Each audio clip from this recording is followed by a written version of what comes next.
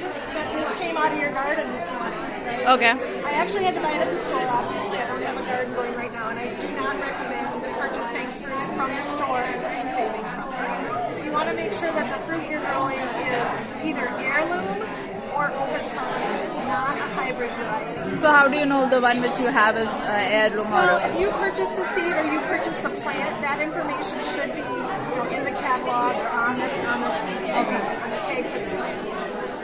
And the reason you don't want a hybrid is because when you grow those seeds, it won't grow the same vegetable the next year for you. You'll get something totally different. So make sure it's open pollinated. And if you have any of the seeds from the seed library, those are fine. Okay. So all you're going to do is take this tomato and you're going to squeeze as much of the juice and the seeds and that pulp into a cup or a jar or something. You don't really want like chunks of tomato, you just want the liquid part. So we're going to try to do that here.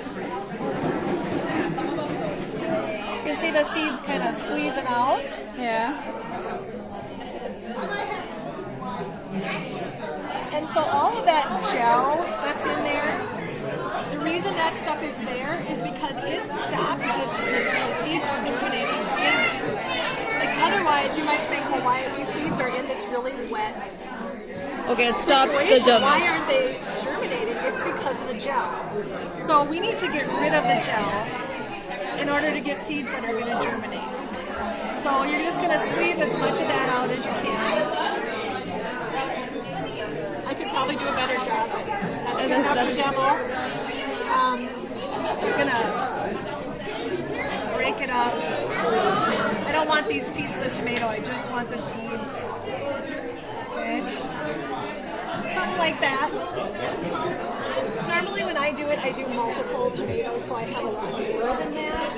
In this case, I maybe would add a little bit of water, just because I don't want it to dry out. Because what we do is we take this and we just set it on the counter. Okay. Just like you can cover it with, something that would allow air to go in and out, or you can leave it open. You're literally just going to put it on your counter and let the bacteria that is naturally in the tomato do the work for you. So that the bacteria is going to go in there and it's basically going to eat all that gel. It's going to break it down so that the seeds are freed from it. You Okay. let the bacteria do their thing for 3 days. If you do it for less time, it might not all be broken down. If you do it for more time, then the seeds might start germinating. So 3 days seems to be a really good amount of time. So when it molds, then how will it's just molding up, or when do you know that you have to just change or do anything the next step? So that's what I'm going to show you next. Oh, okay. So let's pretend this is that. It's been sitting on my counter for 3 days. Now it looks like this, and the seeds are all on the bottom. They've sunk to the bottom, Okay. right? And so all I'm going to do now is using a little bit of water. Tap water, doesn't have to be anything special.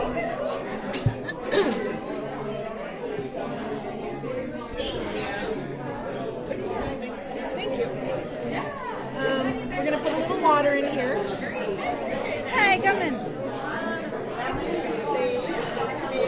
So you can see how cloudy it is. Basically what we want to do is we're going to wash all of that away. Okay. So after 3 days, you have to wash it. Yep, after 3 days we're going to do this. So I'm just going to carefully pour off the water. There's little bits of tomato and... It's coming out.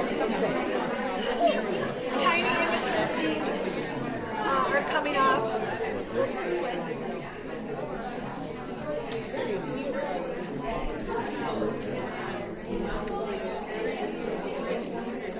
Just do it real slowly. You might have a few little seeds that come out, but if it's a really good, healthy, full seed, It will be down. heavy and it'll stick to the bottom. Oh, okay. We're just getting rid of those chunks and things we don't want.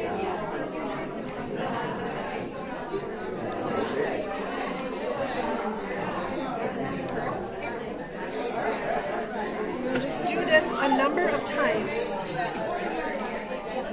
Okay. So you can see already how much clearer that is.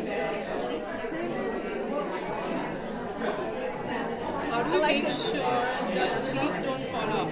if I just do it very slowly and then stop when the seeds start to come. Okay. Yeah. And the healthy one will be down. But if I swirl it and then let it rest for a second, you can kind of see all the junk that's in there.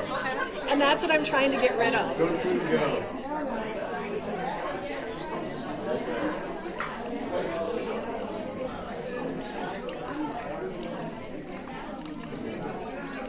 And you can see how the seeds kind of stay at the bottom of the jar.